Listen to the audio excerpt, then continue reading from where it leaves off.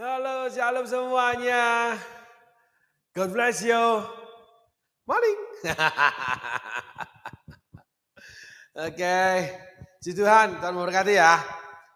Nah, kita belajar nih lebih dalam lagi, kita ngupas firman nih. Yang terakhir kita masuk kepada karakter Petrus, sebelumnya Maria Magdalena. Dengan kita ambil parsel-parsel yang lain, kebenaran-kebenaran yang lain, di mana akhirnya kita harus mengarahkan diri, harus mau belajar punya pengetahuan, tapi kalau untuk mau belajar punya pengetahuan itu harus jadi bodoh. Dari menjadi bodoh punya pengetahuan, kita belajar menempatkannya dalam hidup kita untuk membuat akhirnya kita bijaksana. Kalau tidak pandai menempatkannya, kita akan menjadi fanatik dengan firman Allah. Nah, setelah menempatkannya, itu menjadi bagian hidup kita karena kita hidup di dalam kebenaran itu. Namun keluarnya, kebijaksanaan itu keluarnya. Masuknya pengetahuan itu milik kita. Tapi keluarnya kita harus memakai kebijaksanaan untuk bagaimana melakukan firman itu, saudaraku. Antara sesama dengan pekerjaan dan sebagainya, tapi harus selaras. Nggak boleh disejajarkan. Kalau sejajarkan itu pendapat kita untuk firman Allah. Tapi kalau selaras, kita ada letter luck-nya, tetapi kita menempatkannya itu harus menjadi indah. Gitu saudaraku. Artinya menghasilkan buah-buah pertobatan. Yohanes Pembaptis tulis itu, hasilkanlah buah-buah pertobatan. Lalu ada lagi, hasilkanlah buah-buah pelayanan. Itu saudaraku. Yang ketiga, hasilkanlah buah-buah roh. Ada 3 buah. Jadi harus punya minimal 1. Kalau kita pun ada mungkin karena keadaan, lalu kita agak sedikit bersih tegang ke seseorang untuk mempertobatkan dia. Gitu saudaraku. It's okay itu. Tapi tidak boleh kasar gitu saudara. Menghina. Kasarnya itu menghina. Tetapi kalau perkataan-perkataan, nah ini ribetnya saudaraku ya. Kita harus punya betul pendalaman Alkitab. Kita harus betul-betul mau bersekutu karib dengan Roh Kudus. Betul-betul ikut jalannya Yesus. Kenapa? Karena Alkitab mencatat hati-hati dengan anjing-anjing pekerja yang jahat. Yohanes Pembaptis menuliskan, hai ular biludak, tidak tahukah kamu? Gitu. Nah ini, Allah memanggil Yakub cacing Yakub. Nah ini saudaraku, yang membuat akhirnya kita harus bagaimana? Kita jadi bodoh. Gitu. Tetapi kalau kita punya 3 buah roh ini, ya kita tujuan 3 buah, pertobatan gak apa-apa. Gak boleh gitu, jahat kamu. Kamu tuh serigala, berbulu domba. Gak boleh begitu, masa utang gak bayar. Masa kamu utang, orang kamu utangi susah, kamu bayarnya begitu. Masa kamu orang yang seperti itu, kamu ambil gitu. Kamu pura-pura baik, kamu serigala berbulu domba. Itu boleh, saudaraku, boleh. Gitu loh. Nah, itu kan apa? Nanti menghasilkan buah pertobatan. Apalagi Tuhan akan ikut campur tangan dengan cara Tuhan dan sebagainya. Diteguhkan, firman dibagikan. Sehingga ada pester-pester, ada pelayan-pelayan Tuhan yang kalau berbicara mungkin agak sedikit keras menurut orang lain. Tapi tidak boleh menghina, tidak boleh merendahkan, itu aja. Nah, kenapa? Karena yang dihadapi itu batu. Kalau batu itu harus pakai namanya palu, hammer. Harus pakai pemukul sehingga batu itu terpecah. Saudaraku. Nah gitu. Tapi tidak semua diperlakukan seperti itu. Sehingga ada pelayan-pelayan Tuhan, ada komunitas-komunitas di mana demikian keras pengajaran yang diberikan. Gitu. Teguran itu diberikan untuk orang yang salah jalan, orang yang tersesat. Amsal tulis itu. Sehingga hormatilah, hargailah, terimalah didikan Tuhan. Gitu. Untuk meluruskan jalan, menyelamatkan kamu dari jiwamu yang tersesat dan sebagainya. Itu ada saudaraku, pelayan-pelayanan seperti itu. Ada pelayan-pelayan Tuhan yang memang dia dipakai Tuhan dengan cara penyampaian yang seperti palu gada saudaraku. Bang gitu ada. Nah tetapi satu hal, Tuhan akan periksa hamba Tuhan ini. Tuhan akan periksa pelayanan ini. Hamba Tuhan ini merendahkan orang lain enggak? Pelayanan ini punya eksklusif kesombongan pelayanannya dia enggak? Gitu saudaraku. Nah itu yang enggak boleh. Lalu hamba Tuhan ini punya hati merendahkan orang enggak? Walaupun itu orang berdosa. Dia punya namanya balutan kasih enggak? Punya pelukan enggak? Nah ini penting saudaraku. Nah Yesus punya balutan kasih terhadap perempuan berdosa. Yesus punya yang namanya pelukan untuk perempuan Samaria ini. Perempuan Samaria ini jujur, ngaku. Itu bukan suamimu. Iya. Nah gitu saudaraku. Ada berbagai macam cara bergaul di antara sesama hamba Tuhan, sesama anak Tuhan, sama pelayan Tuhan, termasuk dengan masyarakat. Alkitab itu lengkap saudaraku. Maka itu adalah sebuah pengetahuan. Tetapi pengetahuan itu kita terima akan menjadi kita sombong. Kalau kita tidak mau belajar menjadi gadis-gadis bijaksana. Gitu saudaraku. Lalu orang-orang bijaksana itu mengalahkan 1000 kota dan sebagainya. Bijaksana seperti Salomo mengadili namanya 2 orang wanita yang mengaku anak daripada bayi yang baru lahir. Gitu saudaraku. Nah yang mana nih? Salomo pakai cara dibelah gitu. Wih tega banget, kejam banget raja ini ya. Orang minta pengadilan kok malah bayinya dibunuh. Nah, tapi ketahuan ibunya yang asli jangan. Ibu yang palsu, yang mengaku-ngaku itu ya enggak apa-apa dibelah aja. Ternyata ibu yang satu itu jahat gitu. Nah yang ibu aslinya bukan kandungnya punya kasih. Maka jangan dibelah, udah biarin deh, yang penting hidup anak saya. Nah itulah namanya hikmat kebijaksanaan. Ya, setelah bijaksana, Tuhan akan sertai dengan hikmat. Gitu. Pengetahuan kita harus menjadi pengetahuan membuat kita bijaksana, lalu disertai dengan hikmat untuk melakukannya. Yang menjadikan bijaksana salah satu itu hikmat. Tuntunan Allah, tuntunan Roh Kudus. Jadi walaupun punya firman tidak boleh seenaknya sendiri berjalan, punya visi tidak boleh seenaknya sendiri berjalan. Tidak akan jadi baik. Kenapa? Hikmat itu adalah yang menuntun kita. Baca Amsal. Amsal menuliskan hikmat, baca kitab Pengkhotbah. Itu menceritakan tentang hikmat. Hikmat itu ya Yesus sendiri. Gitu. Nah hikmat itu bagaimana kita melakukannya saudaraku. Namun sebelum itu semua banyak orang terjebak. Merasa sok sudah rohani, sok sudah memberi, sok sudah memiliki, sok sudah berjasa, sok sudah setia, sok semua. Ketemu Maria Magdalena, ketemu dengan Yohanes, sok dikasih Yesus, gitu. Sok dekat sama Tuhan, sok dengar suara Tuhan, sok punya gereja besar, punya bangunan besar, sok punya jemaat besar, sok terkenal, sehingga memandang rendah orang lain, gitu. Pengetahuan yang dia miliki menjadikan dia sombong. Gitu. Orang ini pasti tidak bijaksana, tidak dituntun hikmat dalam setiap langkahnya. Gitu. Makanya Yohanes tidak dituntun hikmat, dituntun oleh karakternya sendiri. Sehingga dia di depan pintu, padahal larinya paling cepat pertama. Tapi langsung ngerem. Tunggu kalau ada ular, kalau ada bahaya, kalau dicuri orang, aku jaga pencuri, biarin temanku masuk dulu. Nah, padahal mengasihi Tuhan. Gitu. Dikasih Tuhan, ikut Tuhan 3,5 tahun, menyandarkan kepalanya dada Yesus. Tapi di balik itu masih ada yang buruk. Di balik keberhasilan kita dalam hal apapun, termasuk ikut Tuhan, masih ada yang jahat, masih ada yang buruk, masih ada yang kurang.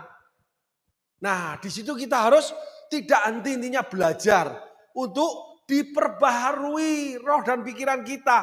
Hati nurani diperbaharui, pikiran diperbaharui, lalu akal budi kita diperbaharui. Pembaruan budi. Nah itu gimana? Firman Allah dulu masuk. Lalu kita mengalami proses. Hikmat menuntun kita. Lalu kita menjadi bijaksana. Oleh karena bijaksana kita punya hikmat untuk mengeluarkannya, melakukannya untuk orang lain. Baik menasehati, baik menegur, baik mendidik, baik berkhotbah, dan segalanya. Nah kalau sudah di situ, kita udah namanya dewasa. Menjadi serupa dengan Kristus, dewasa. Dewasa itu pandai memutuskan yang terbaik. Bukan hanya yang baik-baik saja. Terbaik buat semuanya. Meminimalisir akibat. Gitu. Mengambil bagian nanti yang terbaik buat semuanya. Semuanya serba baik. Kembali lagi pada penciptaan pertama, semua baik. Sehingga pada hari ke-7 Allah istirahat. Semua baik, semua baik. Apa yang telah kau perbuat di dalam hidupku. Itu butuh pertumbuhan. Sehingga 3,5 tahun dekat dengan Yesus, murid dikasih, Yohanes jelek saudaraku karakternya. Petrus sudah melayani penuhi Roh Kudus, jelek karakternya di Galatia.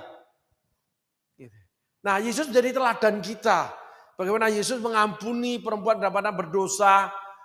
Lalu perempuan Samaria, tapi tidak membuat kita mengkompromi dengan orang berdosa. Kita mengkompromi dengan dosa.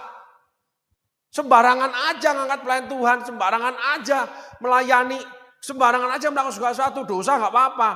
Nah, itu ada yang namanya di kitab Timotius. Penilik jemaat, diaken. Barang siapa tidak bisa memimpin keluarganya, tidak bisa memimpin jemaat. Tidak boleh orang baru bertobat. Orang yang dihormati anak-anaknya. Harus bisa memeliharakan keluarganya. Tidak bisa memelihara keluarga kok ingin jadi wakil gembala. Oh, karena saya lama di gereja, saya itu udah ngisi ini, ngisi itu, khotbah ini, bahkan diundang di tempat lain. Kenapa saya nggak diangkat jadi pemimpin di gereja saya sendiri? Ya karena dia tidak bisa memimpin rumah tangga, masih kacau rumah tangganya. Barang siapa tidak bisa memimpin keluarganya, tidak bisa memimpin jemaat. Kitab Timotius tulis, maka kita harus bijaksana. Hikmat akan menuntun, di mana kita akan dituntun oleh hikmat untuk pembaruan, untuk pemulihan, di mana akhirnya keluarga dipulihkan, kepemimpinan ada pada sang suami, ada pada sang kepala. Nah, orang yang tidak memeliharakan keluarga, iya, apalagi seisi rumahnya, itu orang yang murtad dan lebih jahat daripada orang tidak beriman. Lah nggak bisa nyukupi keluarga kok ingin jadi pemimpin sih? Karena saya lama di gereja, saya itu hafal firman loh. Bahkan saya itu sudah ikut kursus Alkitab. Saya mendapat gelar sarjana STH, MTH. Tapi tidak memeliharakan keluarga. Ada yang seperti ini saudaraku. Wah, ingin diangkat jadi diaken penatua. Wah, selalu ikut campur tangan dalam kepemimpinan. Enggak. Walaupun kamu memberi sama gereja. Enggak. Standar Alkitab itu harus selaras. Tidak boleh sejajarkan, oh ya karena lama, oh ya karena memberi. Ya sudah, kamu jadi wakil pimpinan. Kamu memimpin ini, kamu jadi wakil gembala. Ya nggak bisa. Perhatikan penilik jemaat, diaken itu ada aturannya. Di kitab Perjanjian Baru, kitab Timotius, saudaraku. Maaf, saudaraku. Tidak bijaksana, walaupun punya banyak hal. Gitu. Larangan Alkitab dikompromikan, disejajarkan. Jadi pengertian, perbuatan, apa yang kita miliki, kita sejajarkan firman Allah. Nggak bisa. Firman Allah itu kurios. Penguasa tunggal. Firman Allah itu Yesus. Nggak ada yang bisa sejajar sama dia. Menyelaraskan. Firman Allah yang memimpin. Yesus yang memimpin. Firman Allah mengatakan A, selaraskan A. Firman Allah mengatakan B, selaraskan B. Begitu. Nggak bisa. Firman Allah B, kita selaraskan. Walaupun kita tidak B, nggak bisa. Selaras itu berarti kita harus B. Mau apapun terjadi kita harus menuju B. Sampai jadi B baru kita diakui oleh firman. Oh selaras kamu sudah. Maka jadilah menurut kehendakmu. Yesus ngomong gitu saudaraku. Nah inilah menjadikan rancunya pelayanan. Rancunya gereja. Chaos gitu. Acak adul kalau orang Bandung bilang. Mawot semua. Nggak jelas aturannya. Aturannya dibuat sendiri. Semua membuat kubu benteng sendiri. Jadi di dalam gereja, di dalam pelayanan, itu ada kubu-kubu benteng, ada kelompok-kelompok, ada klan, ada golongan, lalu berbenturan, saling berbenturan. Semakin banyak jemaat, semakin banyak klannya. Gosip, apalagi fitnah keji, pembicaraan-pembicaraan yang tidak baik, lalu permusuhan-permusuhan ditabur, dan sebagainya. Banyak termasuk hamba-hamba Tuhan yang terjangkit ini karena nggak mau belajar, lalu nggak mau belajar lagi bijaksana, menempatkannya dalam kehidupan, lalu mengeluarkannya harus dengan tuntunan Roh Kudus, hikmat. Gitu. Sehingga semuanya menjadi minimal baik. Tapi semuanya untuk menjadi baik adalah baik dipandang Allah. Itu harus selaras dengan Allah. Nah, maka Musa membela bangsa Israel. Ditulai sampai tulah berhenti, ambil bara dan ukupan, berhenti. Berhadapan membela bangsa Israel. Gitu. Kelihatannya Allah itu ngalah. Pada saatnya Musa, Tuhan marah dan Tuhan ungkapkan isi hati, pandangan, apa yang menurut Tuhan, kamu tidak menghormati aku di depan umatku. Suruh ngomong pada batu keluar air, dia pukul batu. Kamu tidak boleh masuk tanah perjanjian. Musa gagal belajar mengelola emosi. Musa tidak bijaksana melakukan emosinya. Sehingga menjajarkan diri, yang penting kan air keluar. Yang penting kan saya melayani urusannya, urusan pribadi saya. Ada loh orang seperti itu saudaraku. Ditegur, dinasehatin, bahkan pelayan-pelayan Tuhan. Loh yang penting kan begini, yang penting kan saya ngasih. Yang penting kan saya melayani, yang penting kan saya sudah bisa khotbah. Apa urusannya itu pribadi saya? Tidak. Firman Allah itu tidak ada yang pribadi, tapi tidak boleh melanggar hak pribadi. Memang tidak. Tetapi firman Allah akan mengkoreksi. Allah punya cara mengkoreksi kita daripada dikoreksi oleh kegagalan. Sehingga terjadi yang namanya perdebatan nih. Apalagi adu firman. Firman yang dipelintir-pelintir akhirnya. Firman yang disejajarkan dengan kehendaknya. Kan enggak begitu. Aku ini enggak pernah berzina, walaupun aku tidak memeliharakan keluarga. Tapi kenapa juniorku diangkat jadi wakil gembala? Aku seakan-akan tidak berguna, aku mau keluar dari gereja ini. Oh enggak. Karena kamu enggak bisa mimpin rumah tangga. Karena kamu tidak memeliharakan keluarga. Kamu tuh murtad dan lebih jahat daripada orang tidak beriman. 1 Timotius 5 ayat 8. Itu enggak boleh kita singkirkan. Kita sejajarkan dengan bahwa aku ini setia dengan gereja ini. Aku tuh memberi banyak loh di gereja ini. Aku ini sudah begini begitu. Aku sudah bisa khotbah, aku begini. Perlawanan dilakukan. Enggak. Gitu saudaraku. Adu pendapat, adu pengertian. Enggak terima, saling keluar firman. Lah ini kan kalau lucunya saudaraku bercanda ya. Itu sama dengan firman Allah itu pedang roh. Jadi kita pedang-pedangan sendiri nih. Iblis tepuk tangan saudaraku. Dan orang-orang ini gak bisa sembuh, gak bisa sembuh. Jadi apa? Pemberontak di gereja. Suara yang paling vokal. Selalu menentang. Banyak mengumpulkan opini. Kolaborasi sana sini. Repot Pak Gembala ngurusi orang ini. Kenapa? Karena dia merasa hak pribadi dia. Padahal firman Allah itu menembus, memisahkan jiwa dan roh. Tulang dan sumsum. Dan firman Allah tidak memandang gender, tidak memandang kekayaan, tidak memandang kedudukan. Firman Allah cuma lihat bahwa kamu anakku, kamu harus aku perbaiki. Kamu harus aku selamatkan dari neraka. Aku harus sadarkan kamu. Aku harus didik. Aku harus hajar. Aku harus sesah. Karena kamu anak yang kukasih. Firman Tuhan tulis itu. Sehingga nggak ada yang namanya pribadi kalau firman Allah sudah bekerja, saudaraku. Tapi pola-pola harus bijaksana. Kita menentangnya ini loh, saudaraku. Gitu. Sehingga ketika firman Allah dipertentangkan, kita itu udah salah. Alkitab mencatat itu. Firman Allah tidak boleh dipertentangkan. Ketika dipertentangkan, itu kita udah kalah. Ditulisnya. Udah salah, kalah lagi. Alkitab mencatat itu. Sehingga betapa pentingnya kita belajar firman Tuhan, punya pengetahuan. Tapi hati-hati jangan menjadi sombong, karena pengetahuan membuat kita sombong. Kita masuk tempatkan yang tepat dalam kehidupan kita, lalu kita bagikan dengan tepat secara bijaksana, oleh karena hikmat menuntunnya. Nah, ketika udah sampai seperti itu, kita menjadi dewasa penuh seperti Kristus. Nah, di situ kita akan makan makanan keras. Kita enggak mau susu.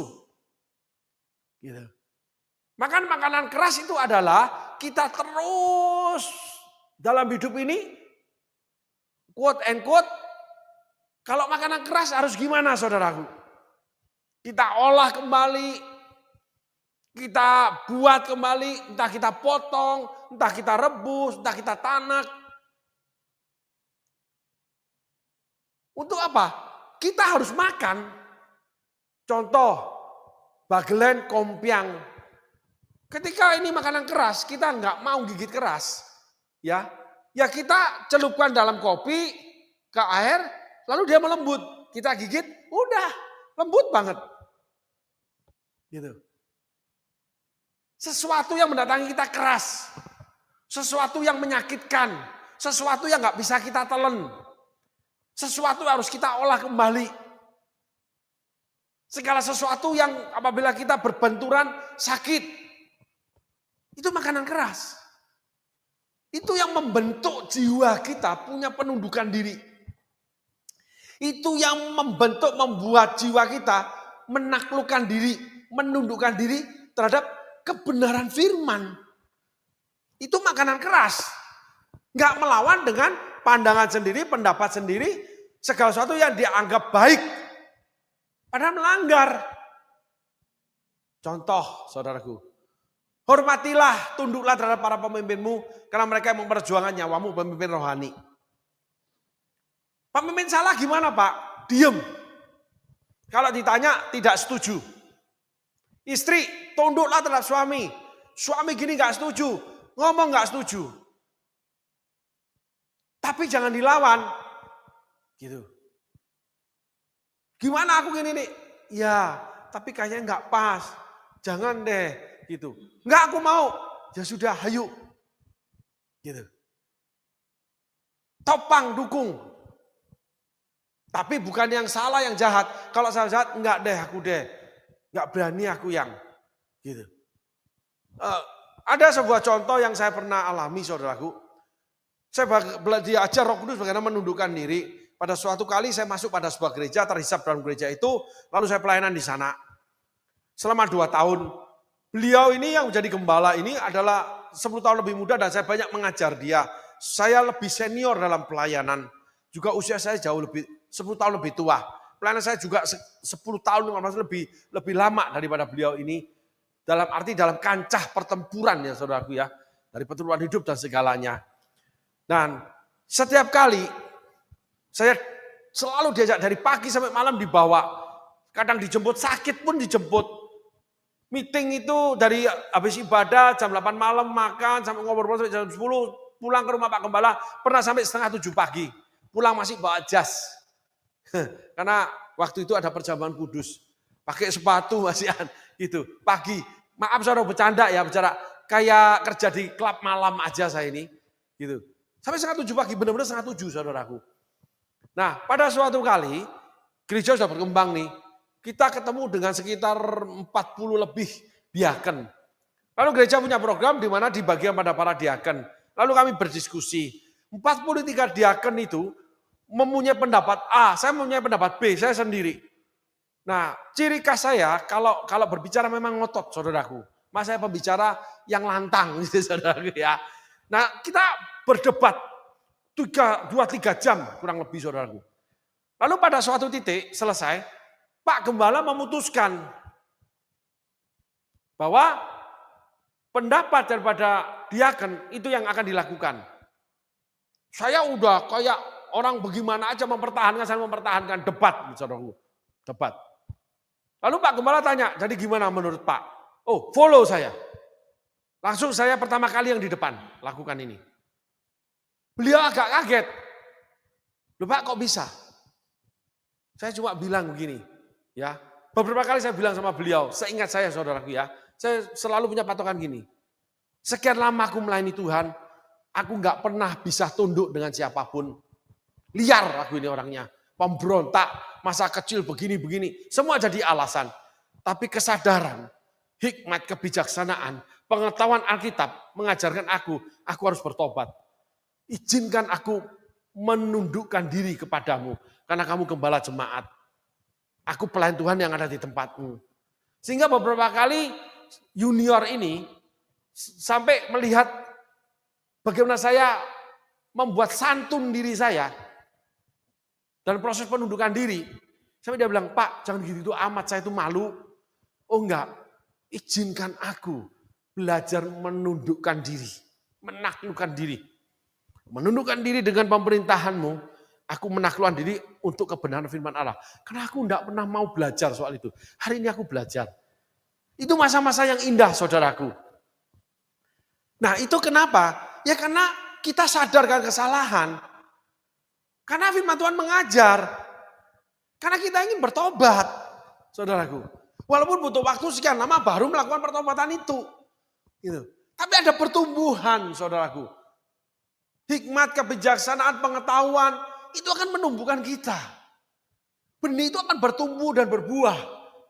Gak sok-sokan pelayanan, gak sok-sokan karena memberi sama gereja, gak sok-sokan jadi donatur, gak sok-sokan jadi pembicara, gak sok-sokan jadi pemimpin, gak sok-sokan jadi keempat. Semuanya.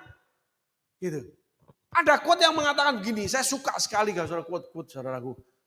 Bahwa gandum itu, tanda itu gandum. Bukan lalang kalau dilihat dari jauh nih saudaraku ya. Gandum itu kalau semakin berbulir, berbuah banyak, dia akan semakin tersungkur ke tanah. Dia akan berdebu. Betul ya saudaraku ya? Dia akan kotor kelihatannya. Tapi kan ada kulit yang melapisinya. Nanti diproses dalamnya yang keluar sama dengan padi dan beras. Tapi kalau lalang selalu naik menuju ke langit. Belum tentu orang yang bicara Tuhan, Tuhan, Tuhan bersaksi, wah bagaimana hebatnya, termasuk yang mistik, termasuk yang wah ngeroh dan sebagainya. Belum tentu dia itu gandum. Orang bijaksana akan menilai, menunggu.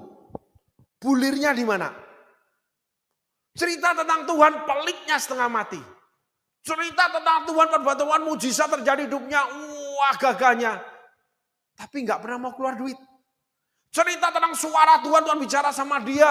Kasih Tuhan dan sebagainya, lawatan Allah, hubungan intim. Tapi terus memberontak terhadap gembala.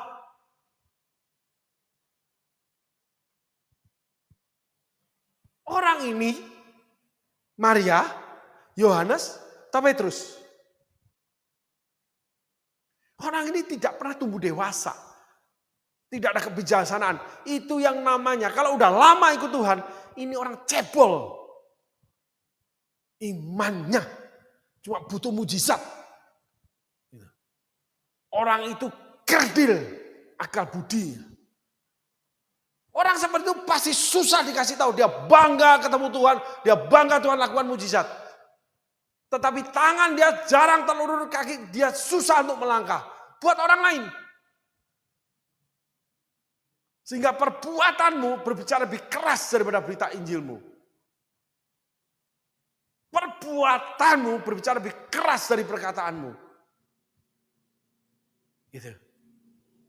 Nah, orang-orang yang terus di posisi itu kerdil dan cebol. Itulah lalang. Kurus terus ke langit. Dituai, lalang dibuang dibakar, gandum disimpan di lumbung. Pada saatnya akan terlihat siapa yang menjadi kesayangan Tuhan. Artinya orang catat dalam kehidupan yang berbuah buat orang lain. Semakin bertumbuh dewasa. Semakin kuat rohnya, tidak terombang-ambing. Semakin mengerti kehendak Tuhan. Semakin mengerti kehendak sesama. Dan sebagainya. Nah itulah pertumbuhan saudaraku. Sehingga kisah daripada pertemuan kubur yang kosong, kita mendapatkan yang lalu, Yohanes. Yang cuma di depan kubur itu, nggak mau masuk. Ketika udah di dalam ada orang aman, dia baru masuk. Nah sekarang kita belajar dari Petrus. Petrus orang yang berlari langsung masuk ke dalam. Petrus bukan orang berhikmat. Petrus bukan orang bijaksana. Jangan sok-sokan gaya, saya tidak pernah takut karena Tuhan menyertai saya. Jangan. Karena belum ketemu waktunya. Saya kasih tahu, itu mensejajarkan diri dengan Alkitab. Yesus sendiri ketakutan setengah mati, ketakutan setengah mati sampai mau mati rasanya. Stres, sedih, sampai keluar keringat kayak darah, pembuluh darah halus di kulit, di balik kulit luar, itu pecah. Maka keringatnya seperti warna pink. Seperti darah, warnanya pink. Itu medis bicara. Orang yang sampai tingkat ketakutan seperti itu, ketika dilap keringatnya ada butir darah. Yesus saja ketakutan menghadapi salib. Jadi kita jangan terlalu tinggi-tinggi deh. Enggak pernah takut saya, jangan. Betapa tidak dewasanya kamu ngomong gitu. Karena kehidupan akan mengajarkan kamu. Firman Allah, ya, jangan takut hai kau cacing Yakub. Aku menyertai kau sampai akhir segalanya. Aku akan menuntun kamu, tanganku yang kuat. Ya, tapi pribadimu belum tentu kuat.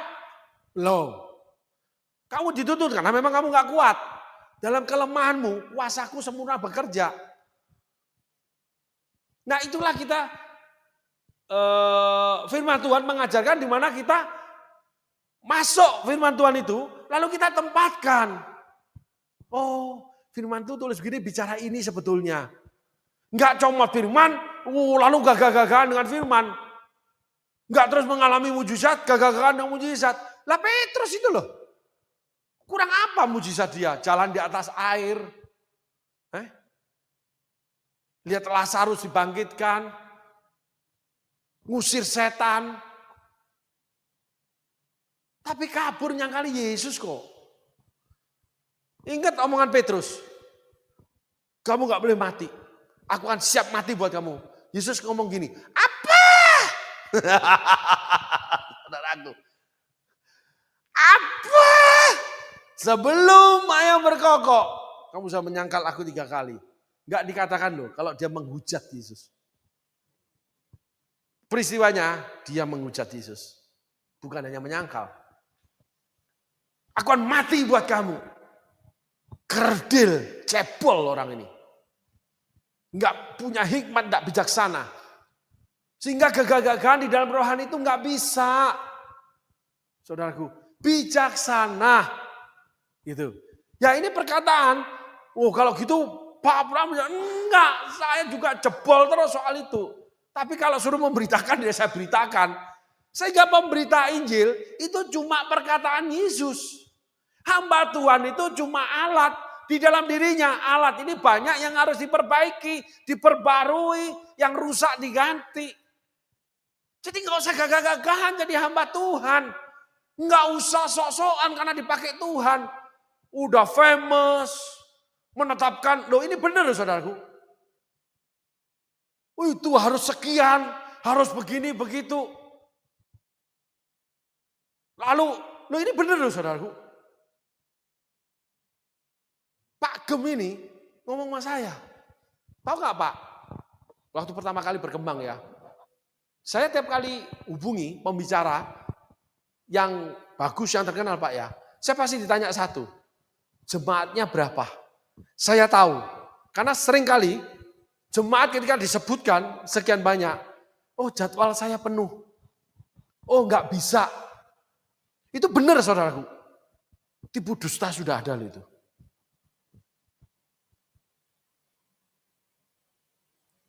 Saya punya cerita lucu. Ini bukan mendiskriminasi negatif, enggak. Pengalaman aja. Tidak semua hamba Tuhan seperti itu. Saya tahu.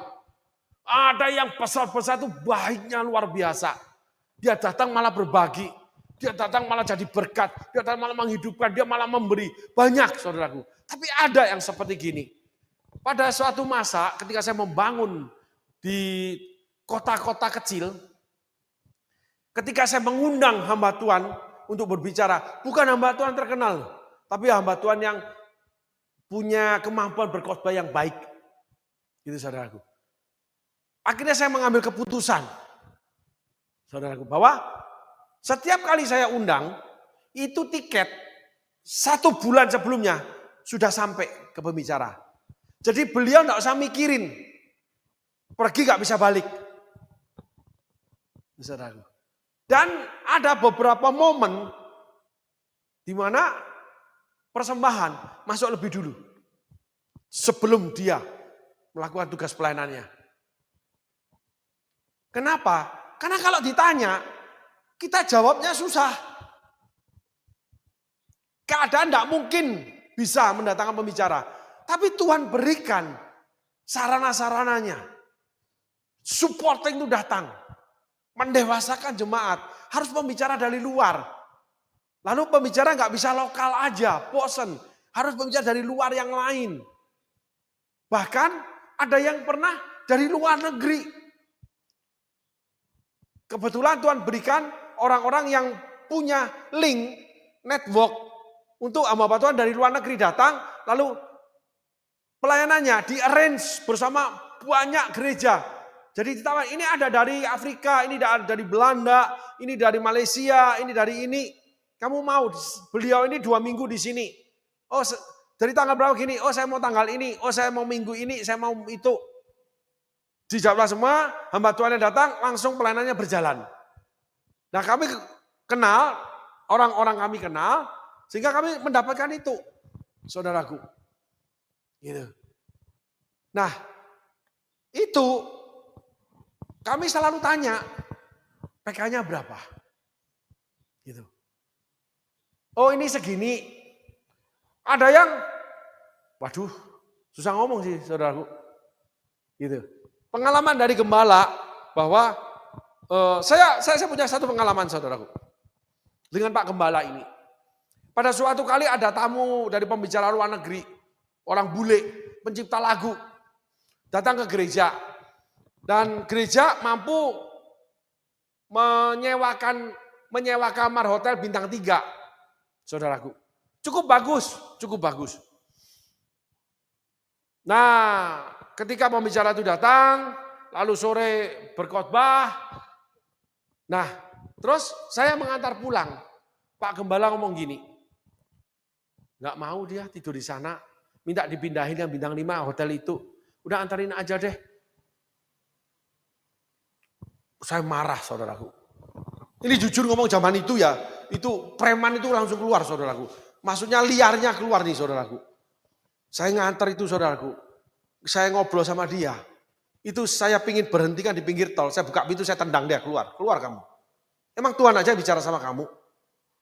Emang kamu aja bisa lakukan itu? Di gereja ini sudah banyak hamba Tuhan yang melakukan itu. Gereja ini juga ada pengurapan melakukan seperti kamu lakukan. Bernubuat, anointing. Nggak kamu aja. Nggak kamu aja yang punya itu. Cuman modelmu aja yang bule. Cuman kami memang tidak pernah menciptakan lagu. Kamu terkenal karena lagumu. Sok banget sih. Sombongnya ketika diajak omong. Gitu. Saya cuma ngomong, abangnya kamu aja yang dengar suara Tuhan. Gitu. Itu saudaraku. Ya saya juga tidak dewasa meresponinya pada saat itu. Tapi ini sebuah pengalaman. Ada lagi seorang nabi dari Malaysia saudaraku. Gereja yang lain nih yang saya bergabung, itu saya diberitakan Pak Gembala. Temani dia untuk mengisi cabang yang ada di kota ini, kota lain. Sehingga kami berkendara dengan beberapa teman mengantar beliau pelayanan lalu balik lagi. Gitu. Nah di tengah perjalanan di mobil, jadi bicara gini saudaraku. Brother Abraham, wis. Tuhan bicara sama saya. Gitu saudaraku. Bahwa kamu tuh tidak melayani Tuhan. Kamu tuh sebetulnya bekerja mestinya. Kalau saya dalam hati juga gini, enggak itu. Lah Tuhan ketemu saya sendiri sampai saya nangis nonggeng. Maukah kau jadi hambaku, mau kau melayani aku? Gitu. Yang pertama. Yang kedua dia bilang gini, sama teman-teman sembari ngobrol di jalan. Kalau mau masuk ke alam roh, harus berbahasa roh. Enggak itu. Saya dengar suara Tuhan tidak perlu bahasa roh. Enggak itu. Tuhan bicara pada Fir'aun malam mimpi kok. Enggak itu. Itu ya ada, tapi enggak itu. Masih banyak pintu firman Tuhan yang lain. Yesus pintu kok. Yang kamu ajarkan tuh enggak itu sama kami. Saya bilang enggak itu. Saya dengar suara Tuhan, saya enggak usah bahasa roh. Saya komunikasi sama Roh Kudus. Roh Kudus ngomong. Karena saya enggak siap ngomong, dia udah ngomong. Enggak itu.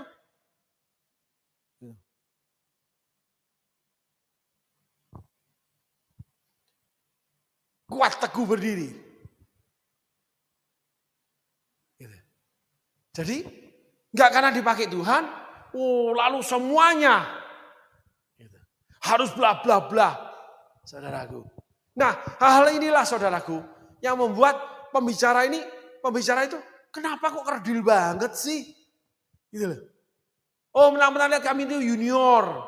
Menang-menang kamu pembicara yang di-arrange dengan gereja banyak. Enggak itu. Enggak begitu itu. Gitu. Kenapa? Karena sok tinggi hati. Saudaraku, hati-hati.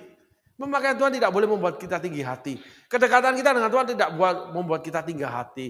Apapun kita perbuat buat Tuhan, kita juga tidak boleh tinggi hati. Termasuk setia loh sama Tuhan. Ternyata Maria cuma menempatkan Yesus sebagai Rabuni. Yohanes malah mengambil untung. Menjaga jangan-jangan ada, biarin yang lain maju dulu. Mengorbankan teman. Nah sekarang kita lihat Petrus nih saudaraku.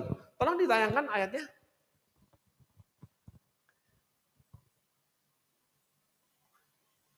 Terus yang terakhir dibaca.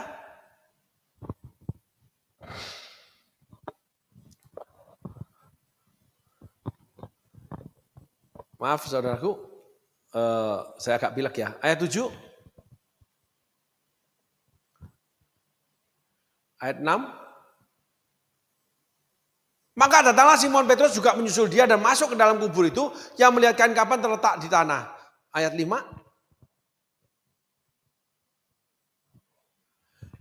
Ia menjenguk ke dalam dan melihat kain kafan terletak di tanah, akan tapi ia tidak masuk ke dalam. Ayat 4. Keduanya berlari bersama, tapi murid yang lain itu berlari lebih cepat daripada Petrus sehingga lebih dahulu sampai di kubur. Ayat 5. Tetapi murid yang lain itu cuman menjenguk ke dalam dan melihat kain kafan terletak di tanah. Akan tetapi murid yang lain itu tidak masuk ke dalam. Ayat 6.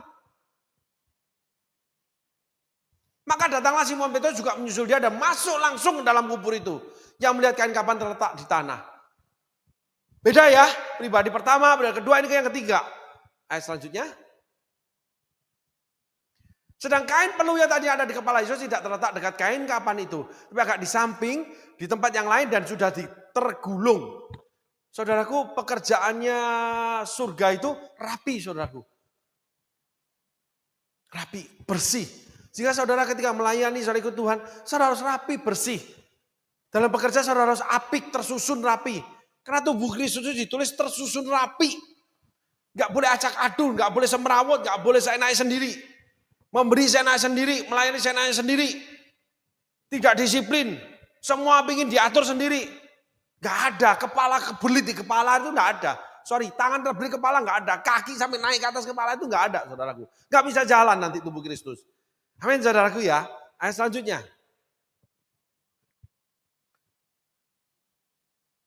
Maka masuklah juga murid yang lain lebih dahulu sampai ke kubur itu dan ia melihatnya dan percaya. Nah, yang Petrus masuk dulu udah aman nih, gua masuk nih. Tuh Yohanes. Sekarang lanjut Petrus. Sebab selama itu mereka belum mengerti isi kitab suci yang mengatakan bahwa Yesus harus bangkit dari antara orang mati. Ayat selanjutnya. Kitab suci waktu itu artinya hukum Taurat, Saudara, perjanjian lama. Lalu pulanglah kedua murid itu ke rumah. Ayat selanjutnya. Tapi Maria berdiri dekat kubur itu dan menangis sambil menangis, ia menjenguk ke dalam kubur itu. Kedua murid itu pulang ke rumah. Ya udah gak ada pulang. Petrus pulang loh. Petrus pulang. Gitu. Petrus, oh Yesus bangkit. Oh ya, kata malaikat iya. Tapi ketika dia masuk ke dalam, ya gak ada apa-apa. Ya udah pulang. Petrus tidak ada perjuangan. Maria Magdalena ada perjuangan. Petrus menyangkali loh. Petrus menghujat Yesus. Ya itu yang terjadi, yang tertulis saudaraku. Kita nggak bisa hindar. Tetapi ketika Petrus didatangi oleh Yesus. Tetapi ketika Petrus sebelum didatangi Yesus. Itu yang membedakan. Bagaimana Yesus ini tahu segala sesuatu. Bagaimana bijaksananya dia mengerti isi hati pribadi kita. Sehingga kita nggak boleh saling menghakimi. Saudaraku, itu penting. Itu beritanya saudaraku. Petrus pulang kok, lunglai. Dua-duanya lunglai. Lemes, kecewa. Ternyata benar asumsiku benar. Ternyata benar ya. Pastor begini, ternyata benar gereja ini begini. Ternyata benar ya, dugaanku nggak salah. Kenyataannya begitu. Ternyata imannya Petrus cuma segitu aja kok. Kegembiraannya Petrus sama Yohanes cuma segitu aja kok. Coba kita persandingkan, kita bandingkan, kita pertarungkan dengan karakternya Maria. Yang masih memanggil Yesus itu Rabuni loh. Tolong ditayangkan. Tetapi Maria dekat kubur itu dan menangis. Sambil menangis yang menjenguk ke dalam kubur itu. Maria tetap berdiri di kubur itu dan menangis. Maria merasa kehilangan. Dua orang ini enggak kok. Ya enggak apa-apa. Enggak ada gereja ini, gua pindah gereja mah banyak. Tapi apakah kehendak Tuhan? Saudara di gereja yang banyak itu. Enggak apa-apa, enggak melayani di sana enggak apa-apa. Banyak tempat kita melayani. Enggak melayani kamu enggak apa-apa. Banyak jiwa-jiwa butuh pelayanan. Apakah kehendak Tuhan? Jiwa-jiwa yang lain, tempat pelayanan yang lain. Ini penting saudaraku. Setia itu harus disertai ketaatan.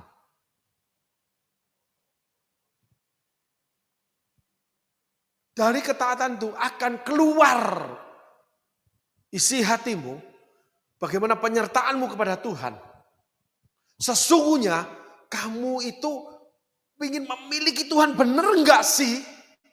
Ikut Tuhan benar enggak sih? Ingin dimiliki Tuhan benar enggak? Maria menangis terseduh-seduh.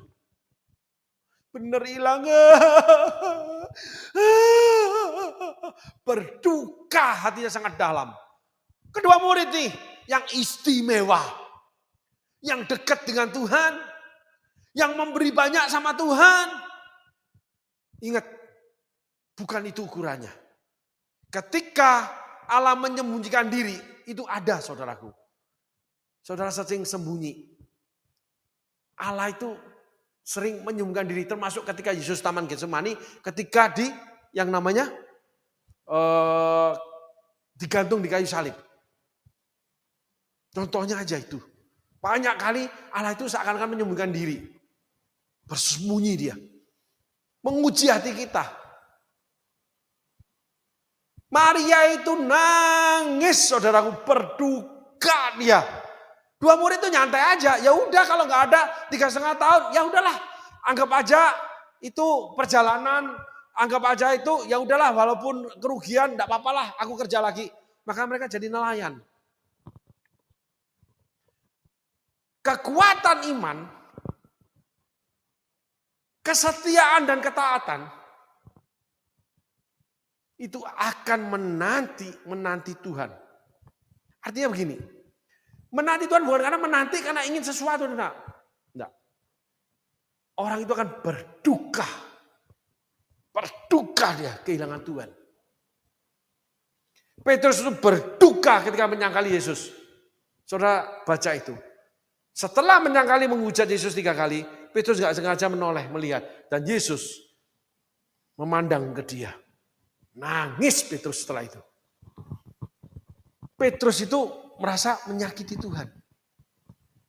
Sakit artinya Petrus, luka dia. Karena dia menyangkali Tuhan. Maria luka. Kenapa? Karena kehilangan Tuhan. Dan hari ini saudara, apa yang membuat saudara menangis? Kalau saudara kehilangan Tuhan, saudara kehilangan pelayanan, saudara kehilangan keluarga, kehilangan istri, kehilangan pasangan, kehilangan apa, saudara tidak menangis, berduka, merasa kehilangan. Perhatikan, cinta saudara bukan manis seperti madu. Cinta saudara tidak nikmat seperti anggur.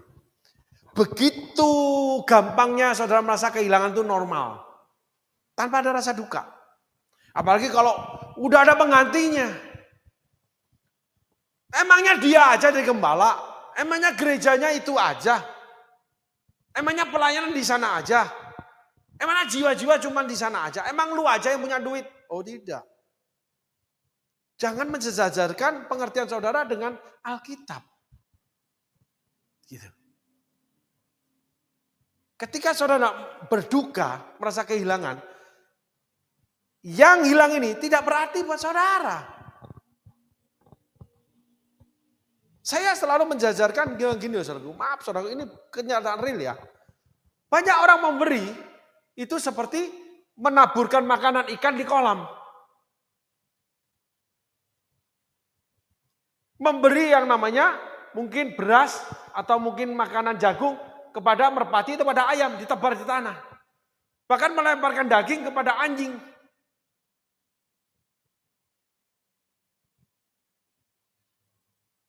Saya punya pengalaman satu, saudaraku.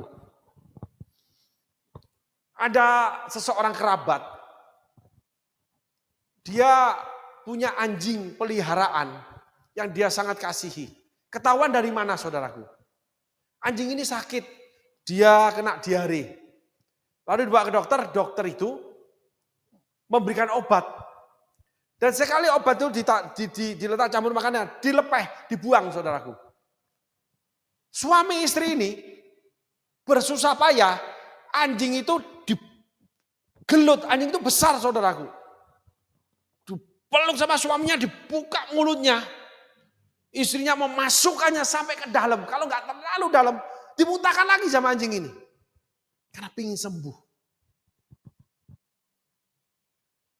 Ada saya kenal seseorang, punya anjing peliharaan. Lalu oleh karena satu dan lain hal, anjing peliharaan ini dipindahkan ke tempat lain. Nangis loh, saudaraku. Nangis, sedih, merasa kehilangan, berduka. Sehingga itulah tandanya bahwa Yesus itu berarti buat kita. Orang-orang itu berarti buat kita. Pelayanan itu berarti buat kita. Pester ini berarti buat kita. Gereja ini berarti buat saya. Tidak terus saya lepas, wah malah seneng, hore. Nah bagi pastor, bagi gereja, bagi orang-orang yang ditinggalkan, harus sadar, bijaksana.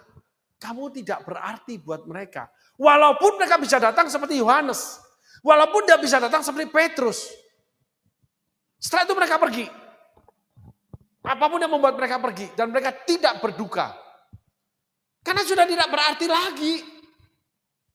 Walaupun pada awalnya kelihatannya berarti semangat nih. Tapi yang tetap tinggal menangis itu Maria. Betapa Yesus sangat berarti buat Maria. Walaupun masih dalam taraf dia panggil Yesus Rabuni. Hari ini kita belajar saudaraku. Coba kita lihat dengan bijaksana. Termasuk dalam diri kita. Supaya cinta kita kepada Tuhan itu terukur. Ketika kita kehilangan sesuatu yang Tuhan tempatkan dalam hidup kita, apakah kita berduka? Atau kita malah ya udah nggak apa-apa? Atau malah kita senang cari yang lain? Berarti itu tidak berarti bagi saudara. Kalau nggak berarti saudara nggak mungkin merawatnya. Saudara cuma mengambil untung, saudara punya motivasi. Begitu gampang meninggalkan pelayanan, begitu gampang meninggalkan gereja, begitu gampang meninggalkan pemimpin saudara, begitu gampang meninggalkan pasangan saudara, begitu gampang meninggalkan anak-anak saudara, begitu gampang meninggalkan pekerjaan saudara. Padahal saudara dipanggil munafik nih. Wah kelihatannya kepo, wah kelihatannya nomor 1, kelihatannya mau di depan. Saudara. Tapi itu munafik. Bulunya serigala itu. Enggak, bulunya domba, saudara. Serigala bulunya kan dikulitin sama Tuhan. Tapi kalau domba, nggak bisa.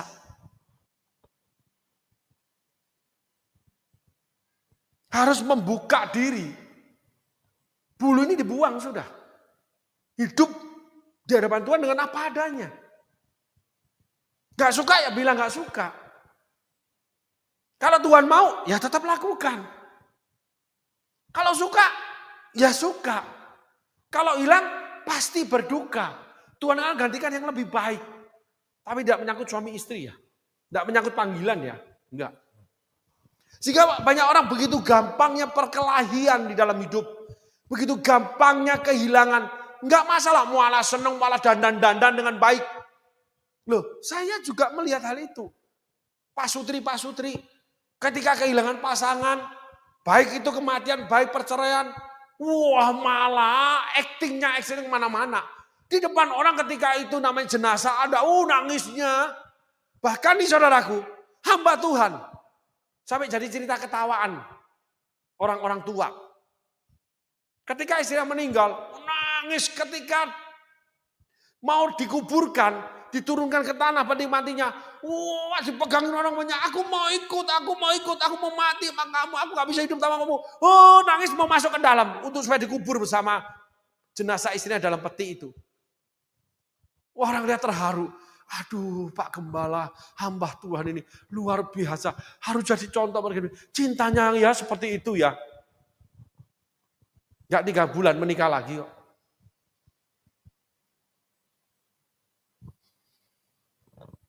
Dipakai Tuhan. Jemaatnya banyak, khotbahnya bagus. Tapi dia dipertanyakan, kehilangan istri. Yang dipertanyakan, kami tidak berani menghakimi. Tapi yang bertanyakan, lu nangisnya kok seperti itu, kok cepet banget ya nih. Berdukanya kok cepet banget. 3 bulan udah nikah lagi, berarti ada apa ini? Gitu. Tidak bijaksana. Dan memang kehilangan itu ternyata ya quote and quote, it's something wrong. Itu saudaraku. Itu penting. Ada lagi Pak Sutri, hamba Tuhan saudaraku. Saya tidak negatif tapi ini peristiwa. Begitu dari ribut nih, segala aib dibuka nih. Di depan umum. Setiap ketemu orang cerita pasangannya. Kesalahan pasangannya. Kedua belah pihak. Ketemu selalu bicara. Enggak cuma hamba Tuhan, setiap orang. Jadi berita kemana-mana. Anak diberitahu. Wah sampai mana? Wah pertempuran saling menyebarkan aib. Hai orang-orang bodoh, tidak tahukah kamu? Itu, saudaraku. Nah itulah karakter yang Yesus harus perbarui. Pembaruan roh dan pikiran, pembawaan budi. Dan itu butuh waktu dan itu sampai kita dipanggil pulang. Saya akan tutup dengan kesaksian. Ada seorang hamba Tuhan yang sangat pembangunan dari nol, persekutuan di rumah sampai menjadi gereja termasuk salah satu terbesar di sebuah provinsi. Termasuk 5 besar lah. Dalam satu golongan ya. Gerejanya besar, diberkati Tuhan, jemaatnya banyak. Saudaraku. Tetapi ibu gembala setiap kali bertemu dengan siapa aja bercerita tentang keburukan suaminya. Kemana-mana. Menjadi salah satu pengurus di perkumpulan para hamba Tuhan. Ketika diingatkan, ingat 1 Petrus 3 ayat 7. Enggak, jangan ngomong itu. Enggak ada itu. Ibu gembala, sudah besar puluhan tahun, ngomong tentang Tuhan. Ya, kardil. Dalam suami istri. Saudaraku. Nah hal-hal inilah saudaraku. Di mana kita melihat bahwa orang-orang yang dipilih Tuhan. Orang berjalan bersama Tuhan. Orang-orang yang mencari Tuhan. Orang-orang yang wah kelihatannya mengasihi Tuhan, kepo. Tapi reaksi mereka itu menunjukkan keberadaan mereka. Ketika Tuhan seakan-akan tidak ada. Sehingga Yohanes dan Petrus pulang. Yohanes nggak sampai masuk ke dalam kubur. Maria yang pertama lihat malaikat bicara menyampaikannya langsung bertiga. Dua orang ini ikut nih. Tapi setelah bubar jalan kuburan sepi lagi. Nangis Maria. Next nanti kita akan lihat bagaimana Maria berkomunikasi dengan tukang kebun. Yang itu adalah Tuhan Yesus sendiri.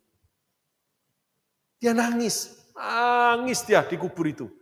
Di dalam kesendirian itu dia menangis. Sehingga banyak orang ketika rame-rame, gagah, sombong masihan. Pun dengan di depan rekan-rekan pekerja, rekan-rekan pengusaha, rekan-rekan hamba Tuhan. Karena memang dia punya karya, dia punya karir, dia punya harta, dia punya kedudukan, dia punya kuasa, dia punya kekayaan. Tetapi ketika sendiri, di situ teruji, apa sih yang ada di dia? Maria merasa kehilangan. Saudaraku, di saat saudara sendiri, saudara butuh enggak pasangan saudara? Kangen enggak sama anak-anak? Kalau saudara butuh kangen, mereka itu berarti buat saudara. Ketika saudara sendiri, kangen enggak dengan pelayanan saudara, rekan pelayanan, dengan gembala saudara, dengan namanya jemaat, dengan rekan-rekan pelayanan, dengan semuanya. Kangen suasana di gereja. Ketika jauh, udah nggak ada lagi, saudara-saudara di luar kota, atau pindah kemana, kangen aku Berarti itu berarti buat saudara. Aku pengen ketemu sama orang ini aku ketemu sama Pak tua ini, aku mau ketemu dengan Ci ini, aku ketemu dengan bapak ini, aku pengen ketemu dengan opa ini. Kangen aku pengen ketemu dengan ini. Berarti itu ada dalam hati saudara. Yohanes dan Petrus biasa aja. Maria merasa kehilangan ketika sudah sunyi. Seringkali Tuhan memakai keadaan sunyi itu untuk apa yang ada di dalam diri saudara. Keadaan sunyi ini, gue mau cari nonton gue mau ini Tidak setiap kali ya. Tapi kadang, iya sunyi gini. Aku ingat pada waktu itu seandainya aku ke sana, aku bisa pelayanan, aku gini.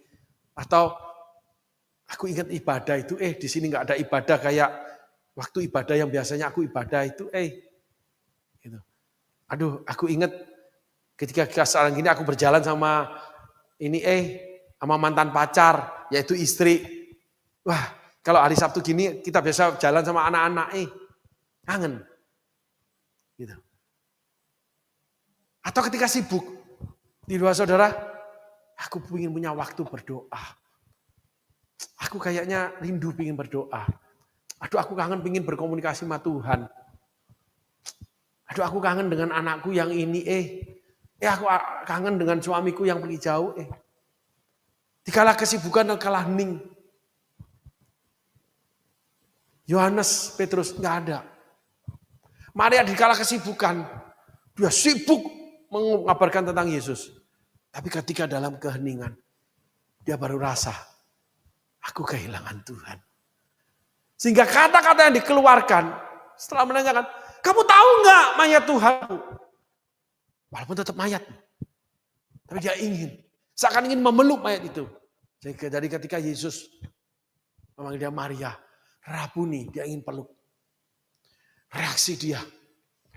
Reaksi Maria menangis. Tidak reaksi Yohanes Petrus yang lompat cari Yesus. Ketika tidak mendapatkan, ya sudah. Ya sudah. Tapi Maria tidak. Nangis. Tapi ketika dia mendapatkan, dia peluk. Gak ingin kehilangan lagi. Nah di penghujung ini saudaraku. Mungkin kita membuat kesalahan. Tapi setelah itu kita menyesal, kita berduka. Seperti Petrus nangis, kita menyangkali Yesus. Sehingga ketika Yesus datang, apakah engkau mengasihi aku 3 kali, gembalakan domba-dombaku. Dia cuma jawab, dia tidak ingin pelayanan, tidak ingin mujizat, dia tidak ingin jalan di atas air lagi. Dia tidak ingin berbantah dengan Tuhannya. Dia cuma bilang, kau tahu hatiku Tuhan. Kau tahu rinduku Tuhan. Kita boleh salah. Tapi kalau kita tetap kekeh dalam kesalahan, tidak ada namanya kemuliaan yang lebih lagi yang kita terima. Petrus Yohanes salah. Maria berduka, mereka tidak. Tapi Petrus Yohanes dipakai Tuhan. Menjadi cikal bakal benih-benih pemberita Injil. Benih-benih namanya keselamatan itu diberitakan sampai ke ujung bumi. Murid-murid yang lain melayani dengan namanya menjadi pemimpin soko guru jemaat dan sebagainya. Lahirlah Paulus, Timotius, Titus, Barnabas dan sebagainya. Kita boleh salah. Tapi hari ini kita belajar. Seperti Maria. Walaupun Maria memanggil Yesus cuma Rabuni, Tuhan tidak permasalahkan. Tuhan itu baik. Tetapi di dalam diri Maria, ketika semua sudah bubar, keramaian bubar, ada kekosongan. Dan dia menangis. Sehingga hari ini saudara, di antara saudara yang mendengarkan hari ini, berita ini. Adakah saudara menyesal ada kekosongan? Mungkin pasangan hidup, mungkin anak-anak yang jauh, mungkin pelayanan, mungkin apapun. Saudara, apabila Tuhan berkenan, Tuhan akan menemui saudara. Seperti Maria ditemui Tuhan Yesus. Gitu. Tapi ketika saudara tidak berduka, Tuhan tetap datang kepada Petrus dan Yohanes. Disitulah perbedaan. Saudara harus tahu hati saudara sendiri kepada Tuhan. Itu minimal membawa saudara pada pertobatan seperti Petrus dan Yohanes. Pelan-pelan mereka menuju dewasa. Ketika Yesus mendatangi mereka, akhirnya mereka menjadi hamba-hamba Tuhan yang luar biasa. Amin saudaraku. Saudara mungkin pernah kehilangan keluarga. Tuhan pertemukan dengan keluarga. Ada pertobatan dalam diri saudara. Saudara menjadi kepala keluarga yang luar biasa. Menjadi ibu rumah tangga yang luar biasa. Saudara memiliki keluarga yang luar biasa. Pelayanan, gereja, jadi hamba Tuhan, jadi pelayan Tuhan, jadi jemaat yang luar biasa. Karena Tuhan selalu ingin memulihkan. Tetapi hati yang dipulihkan, itu yang dapat meraih sesuatu yang lebih yang Tuhan sediakan. Karena Tuhan tidak pernah memperhitungkan kesalahan kita. Bahkan di mana dosa melimpah-limpah, kasih karunia melimpah-limpah. Kita punya pengetahuan firman ini. Sehingga alangkah bijaksana kita tempatkan bahwa ketika kita mendapatkan yang berlimpah-limpah, kasih karunia berlimpah-limpah pada bentuk apapun, pelayanan, pekerjaan, berkat Tuhan, uang, barang, apapun itu termasuk nama tenar. Sesungguhnya, saudara selidiki, adakah dosa berlimpah-limpah dalam hidup saudara? Kekurangan, keburukan, kesalahan, hati yang salah, perilaku yang salah, perbuatan yang salah. Selidiki aku, lihat hatiku. Amin saudaraku. Apakah ku mengasihi kau Yesus, kau yang maha tahu. Amin. Buka hati saudara. Saudara mulai berdoa. Katakan, selidiki aku. Kenapa aku tidak berduka? Aku salah. Malah sekarang aku dicentil-centil, foya-foya. Aku mengatasnamakan keluarga, aku mengatasnamakan anak. Tapi aku bercerai. Aku sekarang menjadi pezina. Aku sekarang menjadi orang yang kayak orang tidak benar, perempuan tidak benar. Tampil sana, tampil sini. Selidiki aku Tuhan. Apakah hatiku ada kerinduan? Bahwa tahu aku ini salah. Sehingga Tuhan akan datangi saudara. Dan kemuliaan Tuhan akan mengangkat saudara. Memakai saudara Atau memulihkan saudara. Yang menurut saudara tidak mungkin atau mustahil itu. Amin saudaraku. Silakan saudara berdoa pribadi dengan Tuhan. Tuhan Yesus berkati. Terima kasih.